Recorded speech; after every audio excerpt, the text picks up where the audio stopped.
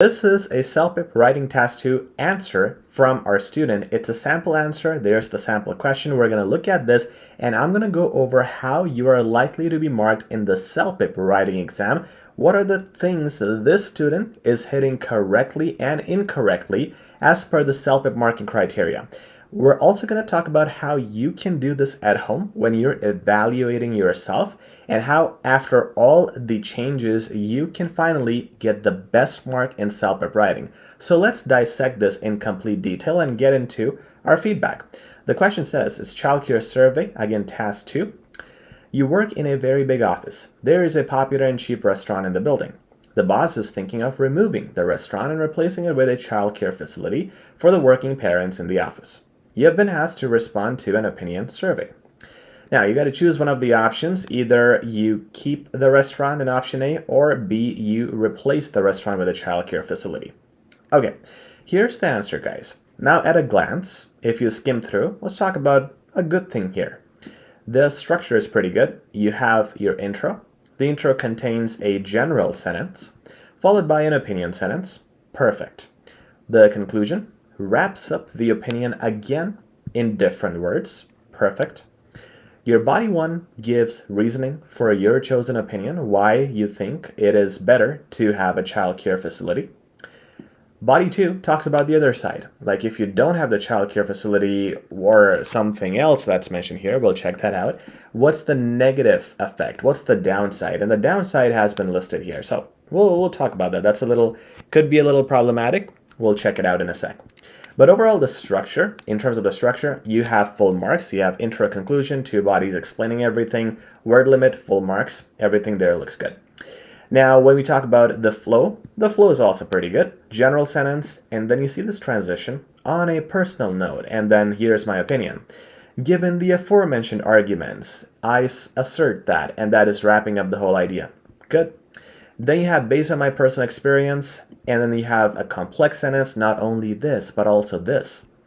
You have nevertheless, when you're changing the tone, you're going opposite. That's also pretty good, and that's nice. Now, it is nice if you have a therefore or hence at the end of body 1 and 2, or at least in one of them, but you don't always need them.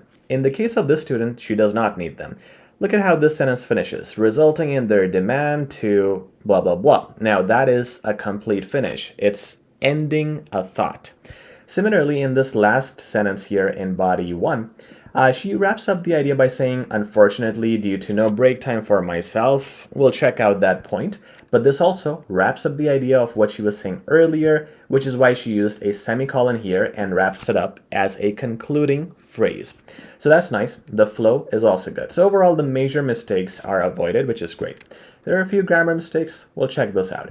But now let's have a deep dive into the actual content.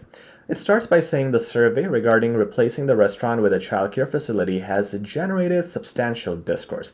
If you have seen my writing templates video on YouTube, you will see that this is the template you want to use. Advanced words, unique words.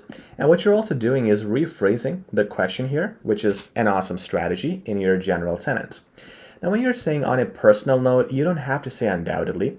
It is repetitive, but it's also a different thing. I mean, undoubtedly and on a personal note are different. So there's a risk, and in the exam, if I am in a risk, I will just not do the thing that is risky. So I'm just going to say on a personal note, I won't say undoubtedly to avoid being repetitive. The childcare facility is a more suitable option. Make it clear, make your stance 100% clear. This is what I'm choosing. Then a restaurant for me. So that's good. All right. Now, I would have liked it if she said based on something reasons. Social reasons, management reasons, company reasons, whatever. If you have something specific and then you expand on that later, it makes the flow look even better. So because you don't have that and you have a few flaws, of course, it's not going to score a 12. For 12, you need to be perfect and do good things like these. Now, if you look at the conclusion, let's look at the conclusion before bodies. Given the aforementioned arguments, again, very good use of my template here, advanced wordings. I assert that the childcare facility is a great option, provided certain rules are applied to visit the childcare facility. This is a problem. Now here, what you're doing is you're adding a new point. This is talking about adding more rules to visit the childcare facility, which is kind of covered here, but it's not really covered, which means it's another detail you're adding, and you should never ever add a detail, a suggestion in the conclusion. The conclusion is simply supposed to wrap up your initial idea. So you should have said in the conclusion, I assert that the childcare facility is a great option, given the, and it's going to be based on whatever you have said here. So you talked about the parents and management. So you could talk about given the better time management and a relaxed mind for the parents working in the company. That's it. You wrap up ideas and conclusions, not add ideas. So that's a problem. We'll add a note here. New idea, not good. Okay, so that's a problem in that case. Now let's look at the body one. Based on my personal experience, that's a good start. Good phrase as well. Now again, let me emphasize on that. People say on the one hand, on the other hand, or firstly, secondly. We are using advanced words and unique words that are low frequency, that are going to give you more marks. It is hard to hear from a manager asking a reason for my less productivity and my quality of work. Very general sentence. I have no idea how this relates to the childcare facility. So you don't want to confuse the examiner. The other major sin that we're making here is this is the topic sentence. The topic sentence in all academic writing, especially in CELPIP, for a paragraph needs to tell the reader exactly what the paragraph is about. And this does not tell me that. I am confused. This should not happen. Look, guys, the paragraph is about with her son, it may hinder her progress, so she might be calling the childcare provider, and basically, she will be distracted from work. So my topic sentence could have been, based on my personal experience, having low concentration at work due to a childcare facility will be a big professional issue. That should have been your first sentence. And then, if you read it, you would be like, okay, so this paragraph is about the distraction thing. That's what your topic sentence is supposed to be, which it is not. It is a confusing sentence. Now let's continue. The reason is my son. However, so she puts however in between a semicolon and a comma, which is a great strategy to use a complex punctuation. Let's see if she has done that correctly. However, I'm concerned sharing this may hinder my future progression. Now, however is used when you have opposing ideas. You know, if you would have said here, my future progress looks great. However, I'm concerned that this may hinder my future. It's okay. But it's different things. This is something else. This is something else. This sentence is not making sense.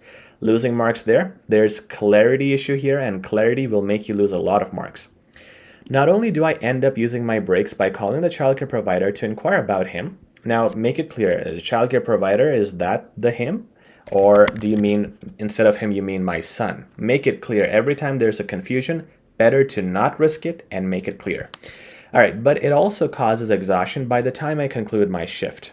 Okay, so again, she is distracted with the child. She's calling the childcare provider. Now she puts a semicolon again, which is a great strategy. She's trying to use advanced punctuation, but she has not used it correctly. Look, after a semicolon, you cannot use a clause that is half empty. If I wanted, I could have put a full stop here. And if I look at this as a new sentence, does it stand alone as a separate sentence? No, it does not. It says, due to no break time for myself. It's incomplete. You cannot have an incomplete idea after a semicolon. Sure, it's linked to the thing said before, but the idea itself after the semicolon should be a complete idea, a complete clause. It should have been something like, unfortunately, due to no break for myself, I have to constantly distract myself during work hours. Say something like this or change the idea here, but you cannot have a half-complete clause after a semicolon. So I'll appreciate the effort, but it is used incorrectly. Overall, also, this paragraph was very unclear. So we're losing marks on clarity, grammar mistakes, and the overall task response will be affected too, because this is not clear. Fortunately, she does a much better job in body 2. But before we get into body 2, let me tell you guys, it's always a wise idea to avoid personal examples. When you use personal examples, it becomes things like my son, I'm calling him, and I want to check on him. Words instantly become very basic.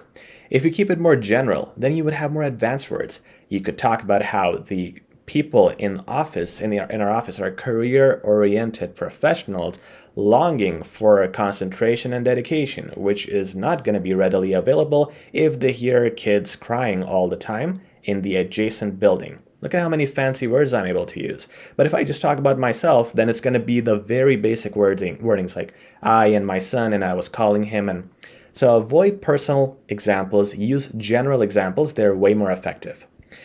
Nevertheless, okay, let's look at this. While the childcare facility in the office premises may prove to be convenient for all the parents who are struggling, like me, what's worse is that the young children may become aware of our presence, resulting in their demand to see us often while we are busy.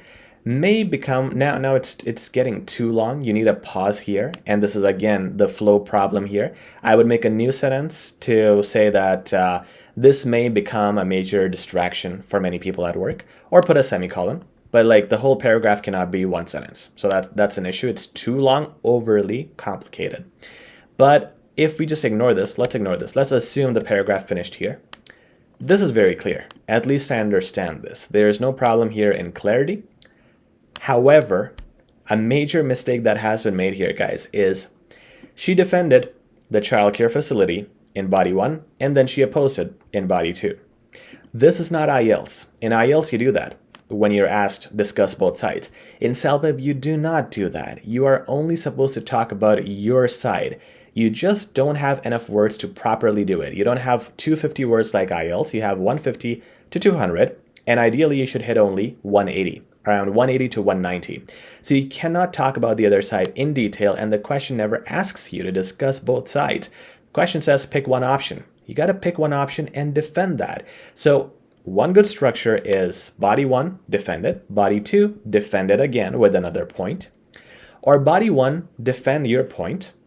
And in body 2, bash the other point. Be negative about the other option. So here you could have talked about the restaurant, and that would be way better. You would have so much range of expressions, vocabulary, and a more complete debate. Guys, why was the restaurant mentioned in the building? It was not mentioned so that you simply ignore it completely. That's what's happened here. There's no mention of the restaurant. Body 2 should have been the disadvantages of keeping the restaurant.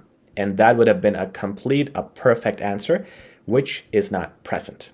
So while we look at this overall and how we looked at this at the start, we felt positive, and you might as well if you're writing like this at home. But in reality, this will just score 6 to 7, 7 max, maybe a 20% chance of scoring a 7. I would give this a 6 because it's highly unclear and the major mistakes are really major. Even without grammar mistakes, mostly, you can see this is the level of writing that will transpire if you have these major flaws. So make sure to avoid them, make sure to write better, and you can rewatch this video to make sure you really digest all the concepts I've explained. If you're curious about what mark you're going to get in writing, send us your writing at info@HZadeducation.com. Email is in the description. Also check out our CELPIP self-paced course where we go over videos like this for hours and hours with a lot more detail and content. Thank you guys. Please like, share, and subscribe. Really appreciate it.